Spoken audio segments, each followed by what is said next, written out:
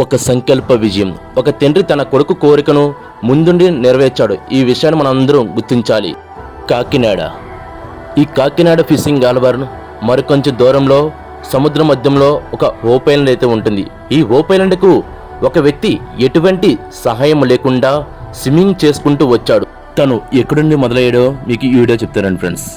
ముఖేష్ తన 10వ తరగతి పాస్ అయిన వెంటనే తనలో ఉన్న కోరికను తన తండ్రి చెప్పగా ఒక నిమిషం కూడా ఆలోచించకుండా తన కోరికను తన తండ్రి దగ్గర నుండి నెరవేర్చాడు. తను నీటిలో దిగిన వెంటనే తన తండ్రి చెప్పిన మాటలు తనలో పెట్టుకొని తన సంకల్పం వైపు అలా దూచుకుంటూ వెళ్ళిపోతూనే ఉన్నాడు. తనైతే మాత్రం కాకినాడ ఫిషింగ్ హార్బర్ నుండి మొదలయ్యాడు. ఈ ఫిషింగ్ హార్బర్కి ఈ హోప్ ఐలాండ్కు 13 కిలోమీటర్ల సమీపంలో ఉంది ఈ హోప్ ఐలాండ్ అయితే మాత్రం. ముఖేష్ అయితే మాత్రం ఎక్కడ కూడా ఆగకుండా నాన్ స్టాప్గా స్విమ్మింగ్ చేస్తూనే ఉన్నాడు.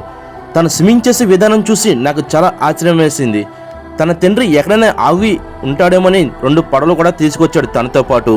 తనైతే మాత్రం ఎక్కడ కూడా ఆగకుండా తన గమ్యం వైపు అయితే వెళ్ళిపోతూ ఉన్నాడు.